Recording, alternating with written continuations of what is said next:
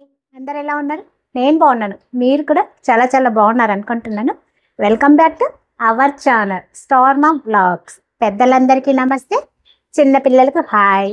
First ఈరోజు మన ఛానల్లో చెప్పాను కదా, అప్పుడప్పుడు మోటివేషన్ గురించి, అవతల వాళ్ళ బాధల గురించి, మన బాధల గురించి చర్చించుకోవటం వలన మనలో ఏదన్నా బాధ ఉన్నా అట్లీస్ట్ కొద్దిగా రిలీఫ్ ఇస్తుంది. మనకు తెలుసు, ఇది ప్రతి ఒక్కరికి ప్రతి ఒక్కటి తెలుసు. కానీ మన మనసుకు మనం చెప్పుకుంటే అర్థం కాదు, పక్క వాళ్ళు చెప్పారనుకోండి చాలా బాగా అర్థమవుతుంది. సో అలాంటిది ఈరోజు కొంతమందిని మనం వీలైనంత వరకు దూరంగా ఉంచటం వలన మనము హ్యాపీగా ఉండగలము. సో అలాంటి వాళ్ళు ఒకవేళ మనకు కావలసిన వాళ్ళైనా, బంధువులైనా, రక్త సంబంధికులైనా, స్నేహితులైనా సరే దూరంగా ఉంచటం వలన మనము సంతోషంగా ఉంటాము. అంటే వాళ్ళకు దూరంగానా మనం ఉండాలి, లేదు అంటే దూరంగానైనా ఉంచాలి. సో వాళ్ళు ఎవరు అన్నది ఈరోజు చూస్తాము. ఫస్ట్ అండి, ఏ రిలేషన్లో అయినా ఇలాంటి వాళ్ళు ఉంటారు. కొంతమంది ఎలాగా అంటే మన పక్కనే ఉండి మన మంచి కోరుతున్నట్లే ఉండేసి, కానీ వెనకల మనకు గుంతలు తవ్వుతూ ఉంటారు. మన చెడును కోరుకునే వాళ్ళు ఉంటారు, మన నాశనాన్ని కోరుకునే వాళ్ళు ఉంటారు. సో 1-2 ఇన్సిడెంట్స్ తోటి ఇలాంటి వాళ్ళు అని తెలిసినప్పుడు వాళ్ళను కంపల్సరీ దూరంగా ఉంచాలి. దూరంగా ఉంచలేదు అనుకోండి, రాను రాను మన జీవితాలు, మన సంసారాలు, మన బంధము అనేది అల్లకల్లోలం అవుతూ వస్తుంది. సో అలాంటి వారిని కూడా దూరంగా ఉంచాలి. అలాంటి వాళ్ళల్లోనే మరొకరు సేమ్ మన బాగోగులు కోరుకున్నట్లు, అలాగే మన యోగక్షేమాలు తెలుసుకున్నట్లు, మనమంటే చాలా ఇష్టం ఉన్నట్లు ప్రవర్తించేసి మనకు నచ్చని వాళ్ళతో మాట్లాడుతూ అక్కడి మాటలు తెచ్చి ఇక్కడ చెప్పటము, ఇక్కడి మాటలు తీసుకెళ్ళి అక్కడ చెప్పటము చేస్తూ ఉంటారు కొంతమంది. వాళ్ళు ఎలాగ ఉంటారంటే మన దగ్గరికి వచ్చి, వాళ్ళు నిన్న అలా అన్నారు, నాకు చాలా కోపం వచ్చింది, అడిగేయాలనుకున్నాను, అడగలేకపోయాను, ఎందుకంటే మీరు ఒకటి కదా అనేసి. అడగాలనుకున్నాము అంటారు, అడగలేకపోయామంటారు. మీరు ఒకటి అన్నప్పుడు వాళ్ళన్న మాటలు తెచ్చి మన దగ్గర చెప్తారు. సో అలాగ చెప్పటం వల్ల మనము వాళ్ళతో కలవాలనుకున్నా కలవలేము. ఎందుకంటే ఇలాంటి మాటలు అనేది మనసుకు దెబ్బ తీస్తాయి కాబట్టి. సో కలవలేము. ఒకవేళ పొరపాటున ఆ మాటలు వినేసి, వచ్చిన వాళ్ళు చెప్పిన మాటలు వినేసి మనం ఏదో ఒకటి అనేసామనుకోండి, దానికి ఒక 4 మసాలాలు పూసి వేపుడు చేసేసి పట్టుకెళ్ళి వాళ్ళకి ఇంకా చక్కగా నోట్లో పెట్టి తినిపిస్తారు. సో ఆ వాళ్ళు ఇలాంటి మెంటాలిటీ అయ్యింది అనుకోండి, అయిపోయింది. ఇక మనకు వాళ్ళకు ఫైటింగ్. సో అలాంటి వాళ్ళని కూడా 1-2 సార్లు చూడాలి. ఓకే, వీళ్ళు ఇలాంటి వాళ్ళు కదా అనేసి వాళ్ళు వచ్చి ఏందైనా సరే మనకు నచ్చిన వాళ్ళ గురించి కానీ, మన శత్రువుల గురించి కానీ, అలాగా మనకు ఎవరైనా ఇష్టం లేని వాళ్ళ గురించి చెప్తూ ఉంటే డైరెక్ట్గా చెప్పేయాలి, వాళ్ళ గురించి నా దగ్గర చెప్పకండి, అలా అయితే మీరు రాకండి, మాట్లాడకండి అనేసి. అలా చెప్పలేదనుకోండి డైరెక్ట్గా, అదేమవుతుంది, రాను మనం వినే కొద్దీ వాళ్ళు ఇంకా ఎక్కువ చెప్తారు. మన మనసులో లేనిపోని బాధలు అనేవి వస్తాయి. సో అలాంటి వాళ్ళను కూడా దూరంగా ఉంచితే మనం ప్రశాంతంగా ఉంటాం, మన సంసారం ప్రశాంతంగా ఉంటుంది. ఇదే వాళ్ళంటే ఒకవేళ దూరంగా ఉన్నారనుకోండి, ఒకవేళ ఉన్న ఊర్లో కాకుండా దూరంగా ఉన్నారనుకోండి, ఫోన్లు చేసి మరీ చెప్పేవాళ్ళు కూడా ఉన్నారు. సో వాళ్ళు ఇలాగ ఫోన్లు చేసి చెప్తున్నారు అంటేనే వీలైనంత వరకు వాళ్ళు ఫోన్లు వచ్చినప్పుడు వీలైనంత వరకు లిఫ్ట్ చెయ్యకండి. ఒకవేళ లిఫ్ట్ చేశారనుకోండి, పని ఉందనో ఏదో ఒకటి మొహమాటం లేకుండా చెప్పేసేయండి. లిఫ్ట్ చేయకుండా తర్వాత ఎప్పుడో ఫోన్ చేసి బిజీగా ఉన్నాను, అందుకు చెయ్యలేకపోయాను, మ్యాటర్ ఏంటి అని జస్ట్ ఒక 3 ముక్కలు మాట్లాడేసి పెట్టేయటం అలవాటు చేసుకున్నాం అనుకోండి. సో వాళ్ళకు అర్థమైపోతుంది, ఓకే నేను చెప్పేవి వీళ్ళకు నచ్చట్లేదు, వీళ్ళు వినట్లేదు అని చెప్పటం మానేస్తారు. ఇక అలాగేనండి ఇంకొంతమంది ఉన్నారు, వాళ్ళ అవసరాలకు మనల్ని చాలా బాగా ఉపయోగించుకుంటారు. వాళ్ళ అవసరం ఉందనుకోండి, మనము వాళ్ళ దృష్టిలో దేవుళ్ళం అయిపోతాము. అదే అవసరం తీరిపోయి అంటే వాళ్ళ దగ్గర మన అవసరం తీరిపోయింది, ఇక మనతోటి వాళ్ళకు పని లేదు అన్నప్పుడు వాళ్ళ దృష్టిలో మనం వాళ్ళ కాళ్ళ కింద చెప్పులాగా బిహేవ్ చేస్తారు. అంటే అంత చులకనగా చూస్తారు. సో అలాంటి వాళ్ళని ఒక్కసారి చూడాలి, 2 సార్లు చూడాలి. ఆ తర్వాత వాళ్ళని ఎంత దూరం ఉంచితే మనం అంత మంచిగా ఉంటాం. అనవసరంగా మన టైం వేస్ట్ అవుతుంది, మన డబ్బు పోతుంది, మన మనశ్శాంతి పోతుంది. సో అలాంటి వాళ్ళని కూడా చాలా వరకు దూరంగా ఉంచాలి. ఇక అలాగేనండి ఇంకొంతమంది ఉంటారు, అవసరాలకు ఆకాశాన్ని ఎత్తేస్తారు, మన కాళ్ళను పట్టుకుంటారు. అవసరం తీరిపోయిన తరువాత ఆకాశం నుంచి కిందికి తోస్తారు, ఆ తరువాత మన జుట్టును పట్టుకుంటారు. సో అలాంటి వాళ్ళు ఈ కోవలోకే వస్తారు. అంటే అవసరం ఉన్నప్పుడు ఒకళ్ళు, అవసరం లేనప్పుడు ఒకలా ఉంటారు. ఇక కొంతమంది ఏం చేస్తారు, డబ్బు అవసరమైనప్పుడు చాలా మంచిగా వచ్చి మాట్లాడతారు.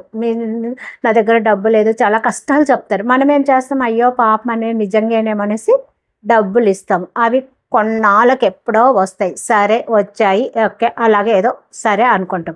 అదే మనకు డబ్బు అవసరమయ్యి వాళ్ళని అడిగామనుకోండి, వాళ్ళ దగ్గర డబ్బు ఉన్నా కూడా డబ్బు లేదు అంటారు.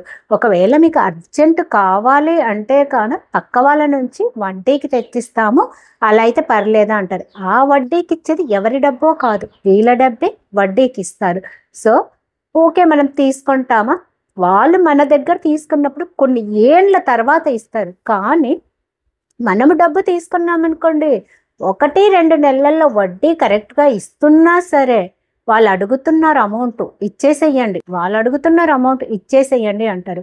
సో అలాంటి మనసులో 1-2 సార్లు చూడాలి, వాళ్ళను కూడా వీలైనంత వరకు దూరంగానే ఉంచాలి. ఇక కొంతమంది ఉన్నారు, మన అన్నం తినేసి మన హెల్ప్ తీసుకొని వాళ్ళ అవసరాలు తీరిపోయిన తరువాత మనలను చాలా చులకనగా చూడటంతో పాటు మనం పొరపాటున ఏదైనా వాళ్ళని అడిగామనుకోండి, అప్పుడు మనల్ని ఎక్కడ లేని చెడ్డవాళ్ళగా ప్రపంచానికి అనేది పరిచయం చేస్తారు. అలా చేయటం వల్ల కూడానండి జనాలు అనేది మంచి వాళ్ళకంటే చెడ్డ వాళ్ళు చెప్పే మాటలని ఎక్కువగా నమ్ముతూ ఉంటారు. సో అలాంటి వాళ్ళకు మనం వీలైనంత వరకు ఛాన్స్ ఇవ్వకుండా వాళ్ళను దూరంగా ఉంచటమే మంచిది.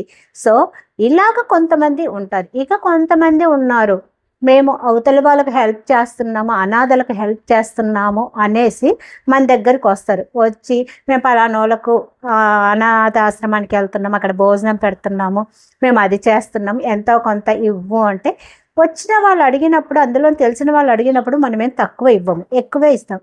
కానీ వాళ్ళు ఏం చేస్తున్నారు, అక్కడ ఇచ్చేది తక్కువ, వెనక వేసుకునేది ఎక్కువ. సో అలాంటి వాళ్ళు అని తెలిసినప్పుడు మొహమాటం లేకుండా ఇక ఇవ్వకూడదు, అలాంటి వాళ్ళని ఎంకరేజ్ కూడా చెయ్యకూడదు. సో అది ఒకటి. ఇంకొంతమంది ఉంటారు, బంధువులు కానీ క్లోజ్ స్నేహితులు కానీ ఎవరే కానీ మన ఇంటికి వస్తారు. ఇంటికి వచ్చినప్పుడు ఎంతవరకు అంతవరకు మెయింటైన్ చేస్తారు.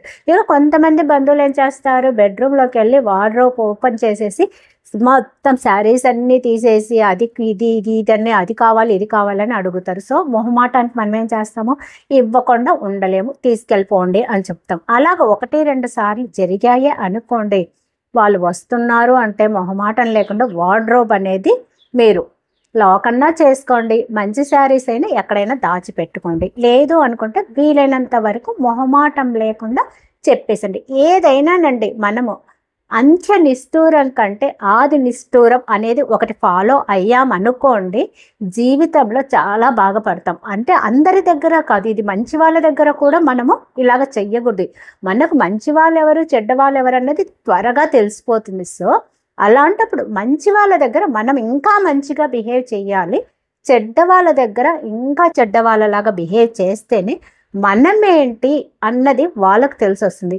సో నా వాళ్ళే వాళ్ళే వీళ్ళే అని మనం వాళ్ళు ఎంత చెడు చేస్తున్నా అణిగి మనము లేదో సర్దుకుపోతూ ఉన్నామనుకోండి, ఏదో ఒక రోజు మనము కోలుకోలేని దెబ్బ అనేది తింటాము. అంతా అయిపోయిన తరువాత అయ్యో అప్పుడు ఇలా చేసింటే బాగుండే అని బాధపడి కూడా వేస్ట్.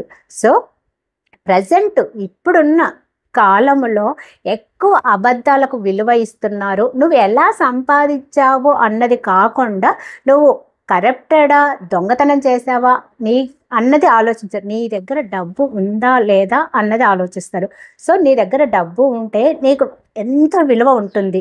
కానీ అలానేసి అందరూ డబ్బుకే విలువ ఇస్తారంటే చాలా తక్కువ మంది డబ్బుకు విలుస్తారు. కానీ చాలామంది మన క్యారెక్టర్కు, మన మంచితనానికి, మన నడవడికకు మనకు విలువ ఇచ్చేవాళ్ళు చాలామంది ఉన్నారు. సో అలాంటి వాళ్ళకు మనం ఎప్పుడు మంచిగానే ఉండాలి. అలాంటి వాళ్ళకి ఎప్పుడు కూడా చెడు చేయటం కూడా చెయ్యకూడదు. ఆలోచన అనేది కూడా రాకూడదు.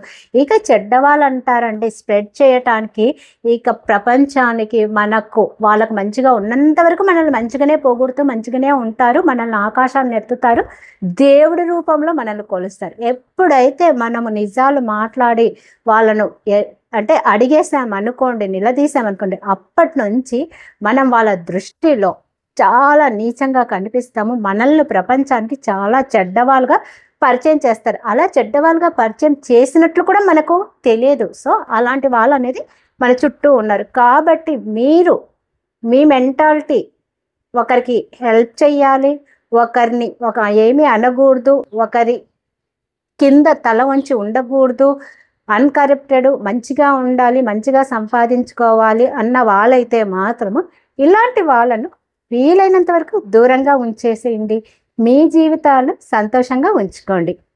ఓకేనండి, చూశారు కదా ఈరోజు మన ఛానల్లో ఇలాంటి వాళ్ళని దూరంగా ఉంచుకోవటం వల్ల మనం ఎంత హ్యాపీగా ఉంటామో. నెక్స్ట్ వీడియోలో మళ్ళీ మంచి టాపిక్ తోటి మీ ముందుకు వస్తాను. అంతవరకు సెలవు. నేను మీ స్టార్ మామ్ను. బాయ్ అండి.